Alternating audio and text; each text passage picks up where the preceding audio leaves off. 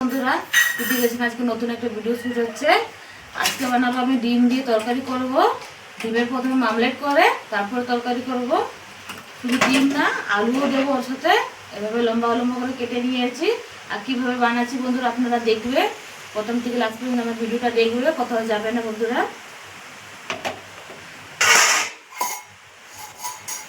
প্রথমে কড়া গরম করতে বসিয়ে দিয়েছি গ্যাস ধরিয়ে। এবার একটা ডিম ফাটাবো একটা।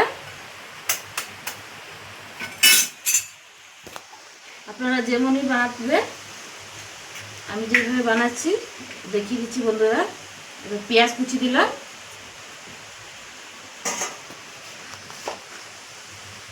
সামান্য হলুদ গুঁড়ো,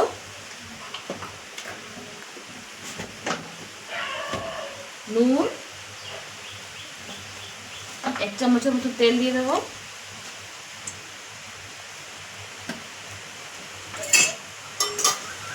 এবার একটু ভালো করে মিলিয়ে নেবে। এবার যেইভাবে আমি বানাচ্ছি বন্ধুরা একবারও বানাবো আপনারা, রুটির সাথেও খেতে পারবে এই রান্নাটা। তেল গরম হয়ে গেছে, এবার ডিম দিয়ে দেবো, ডিম গোলা।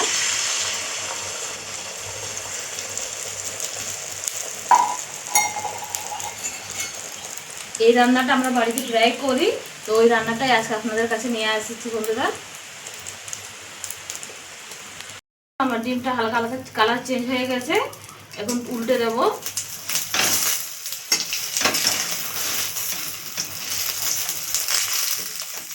এ দেখো আমার একটা ডিমের মামলেট হয়ে গেছে। এ দেখুন এইভাবে করে নিয়েছি। আবার একটা বানাবো, সব কটাই ডিম ওইভাবে বানিয়ে নেব।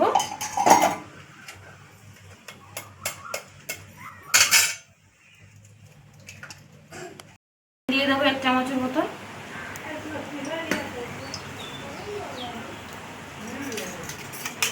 এবার গুলে নিয়েছি ডিমটাকে, এবার ঢেলে দেবো ডিমটা।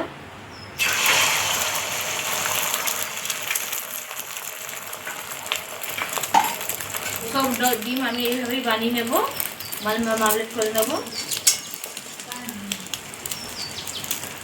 এরকম আমার সব ডিম ভাজা হয়ে গেছে, মামলেট হয়ে গেছে আমার সব ডিম।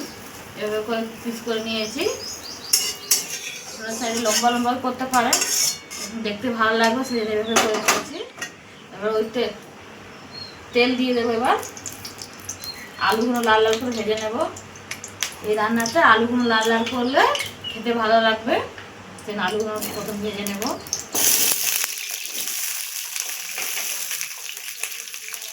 সামান্য হলুদ গুঁড়ো,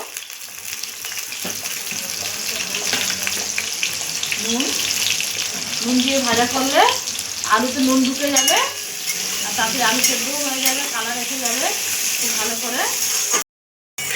দেখো আমার আলুগুলো লাল লাল হয়ে গেছে, হালকা হালকা বাদামি কালার এসে গেছে। এই দেখুন, এবার তুলে নেব।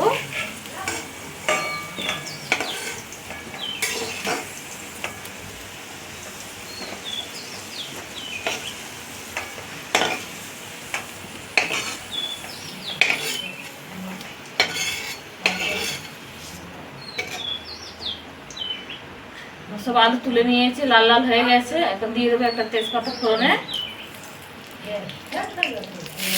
পেঁয়াজ কুচি দিয়ে দেবো।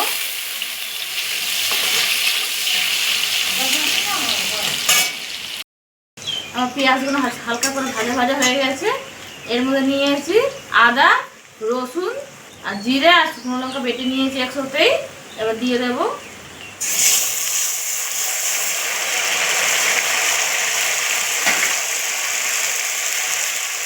হলুদ গুঁড়ো,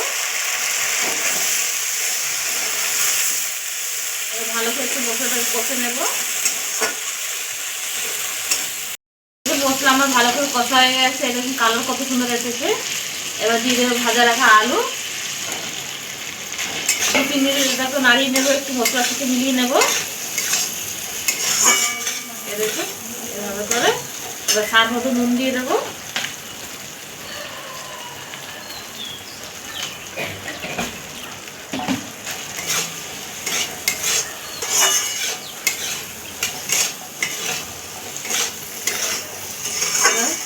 হয়ে গেছে। এবার জল দিয়ে দেবো।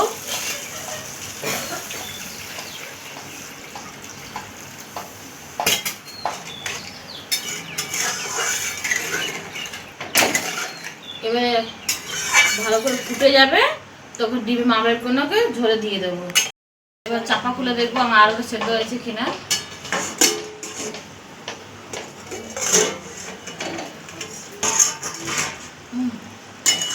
এই দেখুন চাপা খুলে নিয়েছি। এবার আমার আলুগুলো ভালো করে সেদ্ধ হয়ে গেছে। এই দেখুন কি সুন্দর করে সেদ্ধ হয়ে গেছে আলু। এবার ডিমগুলো দিয়ে দেবো।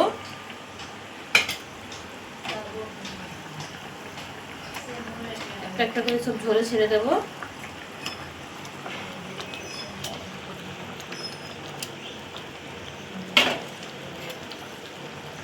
দু তিন মিনিট ভালো করে ফুটিয়ে নেব, তারপর নামিয়ে নেব।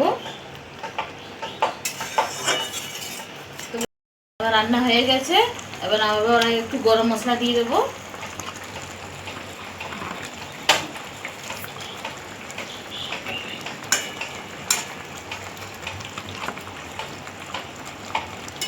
এই রান্না আমার হয়ে গেছে। এই রান্নাটা খুব সহজ হয় আর খুব কম সময়ে রান্না হয়ে যায়। বন্ধুরা আমার রান্না হয়ে গেছে, ঢেলে নিয়েছি আর দেখতে কত সুন্দর এসেছে। বন্ধুরা গরম গরম ভাতের সাথে এটা খাবে তো আর কোনো কিছু লাগবে না। এই ডিমের মামলেট দিয়ে ভাত খাওয়া হয়ে যাবে। শুধু ভাত দিয়ে কেন, লাঞ্চে আপনারা ডিনারে রাত্রিরে খাওয়ারে রুটির সাথে পরোটার সাথে খেতে পারবেন, খুব স্বাদ আসবে।